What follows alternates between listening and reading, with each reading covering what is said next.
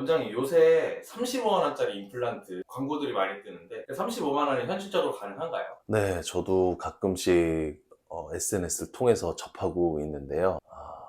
정말 저도 도무지 이해가 가지 않습니다. 왜냐면 아무리 대량 구매를 통하고 기공비를 낮추고 경영 비용을 낮춰서 임플란트 수가를 낮춰서 환자분들에게 혜택을 드리고 싶다고 하더라도 그 가격은 나올 수가 없습니다. 제가 간단히 설명을 좀 드리겠습니다.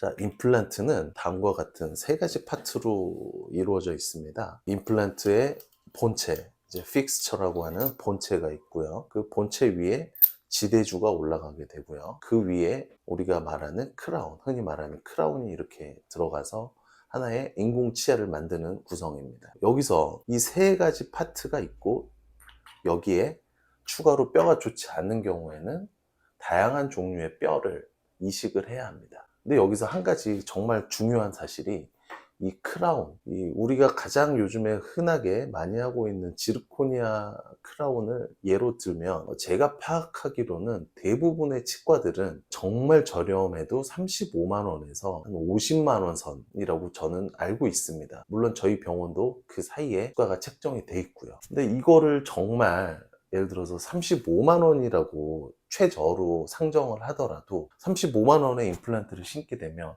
이 크라운 비용이 35만 원인데, 나머지 부품, 이런 임플란트의 본체 픽스처나 지대주, 그리고 이런 필요한 뼈, 이런 것들이 100원이라도, 원가가 만약에 그럴 리도 없지만 원가가 100원이더라도 35만 원에는 그 임플란트를 해드릴 수가 없습니다. 저도 가능하면 해드리고 싶은데 제 머리로는 방법을 찾을 수가 없습니다. 그래서 이제 제가 듣기로는 뼈 이식 비용을 과하게 그쪽에 청구를 한다든지, 아니면 유인을 위해서 아주 저렴한 임플란트를 소개하고 그 임플란트보다는 실제로 고가의 임플란트를 적정 가격에 이렇게 제공하는 일종의 낚시성 광고라고 저는 알고 있습니다.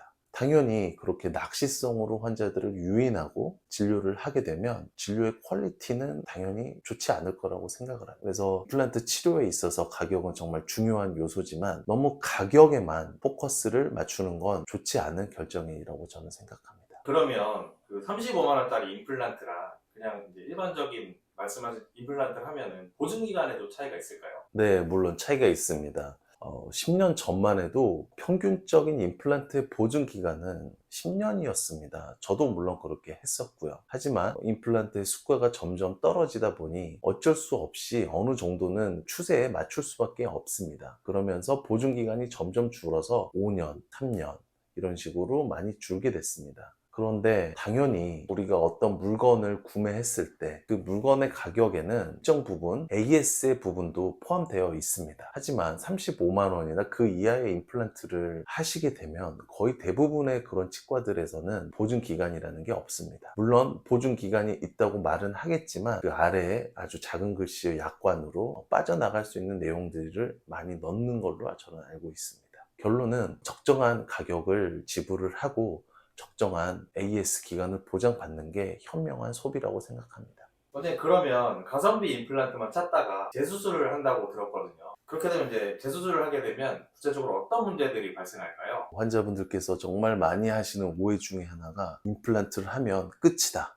이제 아무 걱정 없이 평생 쓸 수 있다 라고 생각을 하시는 것인데요, 절대로 그렇지가 않습니다. 물론 아주 훌륭하게 임플란트를 잘 심고 환자분께서 잘 관리만 하신다면 반영구적으로 쓸 수 있는 경우도 있지만, 현실은 그렇지 못합니다. 저 같은 경우도 저희 병원에도 다른 병원에서 임플란트를 심었다가 임플란트에 문제가 생겨서 다시 하시는 분들도 계시고, 물론 제가 심은 임플란트도 시간이 지나고 또 문제가 생겨서 다시 심게 되는 경우가 있습니다. 결코 임플란트는 한번 심어 놓으면 아무 문제 없이 평생 가는 그런 진료가 아닙니다. 끊임없이 관리가 필요하고 문제가 생겼을 때 적절한 조치가 필요한 그런 진료입니다. 그럼 이거는 이제 환자들이 실제로 많이 질문하는 건데요.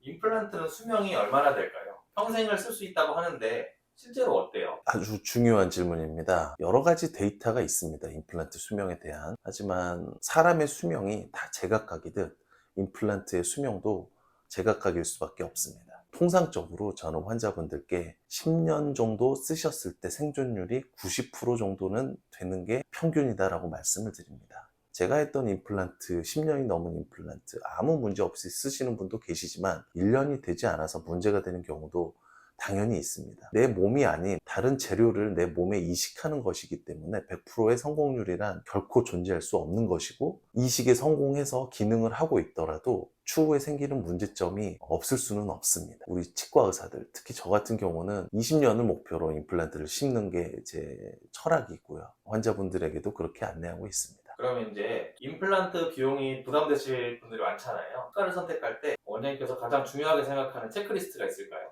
치과계가 광고가 너무 많습니다. 물론 환자분들 입장에선 그 많은 광고들이 별로 도움도 되지 않고 오히려 선택하는데 더 장애가 될 거라고 생각을 합니다. 가장 확실한 방법은 충분히 주변에 물어보시고 아니면 본인이 직접 인터넷에 서칭을 하셔서 마음에 드는 치과를 5개 정도는 선별을 하시는 걸 추천드립니다. 그리고 5개 치과를 시간을 반드시 내어서 다 다니시면서 상담을 들어보시고 그리고 나서 결정하시는 게 좋습니다.